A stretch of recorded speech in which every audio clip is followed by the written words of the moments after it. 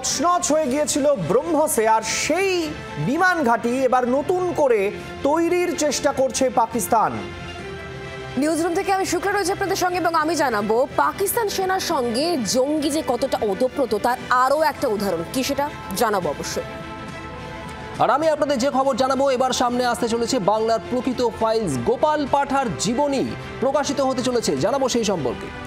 যে খবরে আপনাদের নজর রাখবো জানিয়েছিলাম, তছনছ হয়ে গিয়েছিল ব্রহ্মসে, সিঁদুরের মার সামলে বিমান ঘাঁটি পুনর্গঠন, নূর খান এয়ারবেস ফের গড়ছে পাকিস্তান।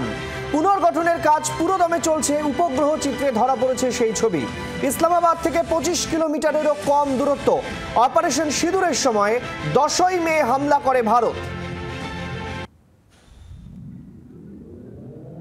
আপনাদের আরো একবার জানিয়ে রাখতে চাইবো, নূর খান এয়ারবেসে হামলা একেবারে প্রত্যাঘাত করেছিল ভারত।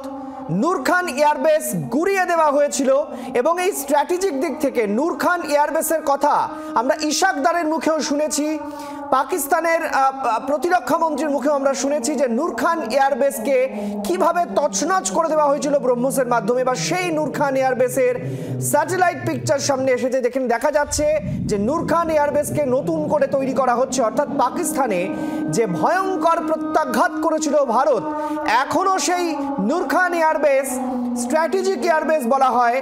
সাধারণত এই নূর খান এয়ারবেস থেকেই পাকিস্তানের সেনাপ্রধানের কোনো বিমান যদি কোথাও ওড়ে তাহলে এই নূর খান এয়ারবেসকে ব্যবহার করা হয়। ফলে সেটা যে ব্যাপক ধ্বংস করে দেওয়া হয়েছিল তার প্রমাণ কিন্তু আবারও সামনে আসছে।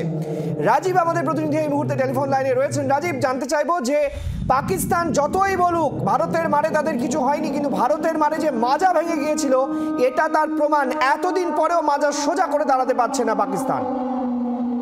সৈকত, দেখো, পাকিস্তানের সেনাপ্রধান আসিফ মুনির তিনি বারবার দাবি করেছিলেন যে এমন কোনো ঘটনা ঘটেনি যেখানে নূর খান এয়ারবেস ধ্বংস হয়েছে বা অন্য কোনো এয়ারবেস ধ্বংস করা হয়েছে। কিন্তু তিনি যে মিথ্যেবাদী, তিনি যে মিথ্যে কথা বলছিলেন তা এতদিন পরে স্যাটেলাইট ছবিতে একেবারে ধরা পড়েছে। যে উপগ্রহ চিত্র সামনে আসছে তাতে দেখা যাচ্ছে রাওয়ালপিন্ডির নূর খান এয়ারবেসে ফের জোর কদমে পুনর্নির্মাণের কাজ শুরু হয়েছে এবং এটাই অপারেশন সিঁদুরের সফলতা। ব্যাপকভাবে ক্ষতিগ্রস্ত হয়েছিল এই নূর খান এয়ারবেস এবং সেই যে বিমান ঘাঁটি সেখানে নতুন করে সবকিছু সরিয়ে, অর্থাৎ একেবারে রানওয়ে এবং হ্যাঙ্গারের চারপাশে নতুন প্রাচীর তোলা হচ্ছে, ভেঙে পড়া যে সমস্ত পরিকাঠামো ছিল সেগুলিকে সমতল করা হচ্ছে এবং সমতল করার পর আবার নতুন করে তৈরি করা হচ্ছে, এমনটাই কিন্তু উপগ্রহ চিত্র জানাচ্ছে এবং পাশাপাশি গোয়েন্দা সূত্র সেটাই খবর দিচ্ছে। রাজীব, কদিন আগে আমরা দেখেছিলাম পাকিস্তানের পক্ষ থেকে একটি ভাইরাল হয়েছিল একটি খবর, যেখানে দেখা যাচ্ছে নূর খান এয়ারবেসকে নতুন করে গড়ে তোলার জন্য তারা টেন্ডার ডেকেছিলেন। একেবারেই এটি দ্বিতীয় ক্ষেত্রে আবারও প্রমাণ হয়েছে। দেখো, নূর খান এয়ারবেস যে ভারতের অপারেশন সিঁদুরের হামলায় এবং আক্রমণে যে ছিন্ন ভিন্ন হয়ে গিয়েছিল, একেবারে তছনছ হয়ে গিয়েছিল, সেই ছবি সামনে আসছে। যে আমরা যে খবর প্রকাশ করেছিলাম যে টেন্ডার দেওয়া হয়েছে নূর খান এয়ারবেস তৈরি করার জন্য, সেই খবরেরই কিন্তু একেবারে বলা যেতে পারে পরবর্তী পদক্ষেপ এই স্যাটেলাইটের ছবি, উপগ্রহ চিত্র। নজর রাখবো রাজীব, আমরা আপাতত ধন্যবাদ জানাচ্ছি। যেমনটা আপনাদের ছবি দেখাচ্ছিলাম, নূর খান এয়ারবেসের বর্তমান স্যাটেলাইট পিকচার।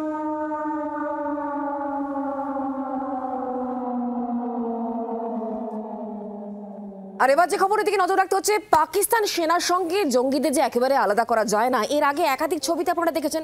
এমনকি পাক রাজনৈতিক নেতাদের সঙ্গে জঙ্গিদের যে ওতপ্রোত যোগ সেটাও সামনে এসছে। কথা বলবো হচ্ছে পেহেলগাঁও হামলার যিনি মূল চক্রী সাইফুল্লাহ কাশোরি, তাকে দেখা যাচ্ছে একেবারে সেনার সঙ্গে একই ফ্রেমে।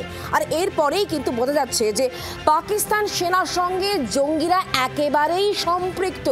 তাহলে কি পাক সেনার সঙ্গে জঙ্গিদের আলাদা করা একেবারেই যাচ্ছে না? আমরা বিষয় নিয়ে আরো জানবো, কথা বলবো। সব্যসাচী এই মুহূর্তে আমার সঙ্গেই রয়েছেন, আমাদের প্রতিনিধি সরাসরি। সব্যসাচী, পাকিস্তান সেনার সঙ্গে জঙ্গিদের আলাদা করা যাচ্ছে না, একেবারে দুটো সম্পৃক্ত। একদমই এরকম, সেটা আমরা অপারেশন সিঁদুরের পরেই তোমার মনে থাকবে যে রীতিমতো তাদের ফিউনারালে পর্যন্ত পাক সেনা গিয়েছিল। এই যে ব্যক্তিটির ছবি আমরা দেখছি, এই কিন্তু ধীরে ধীরে হাফিজ সঈদের পরবর্তী জায়গায় উঠে আসছে এবং ভারতের একাধিক জঙ্গি হামলায় এর নাম রয়েছে এবং ইউএস ডেজিগনেটেড টেরোরিস্ট।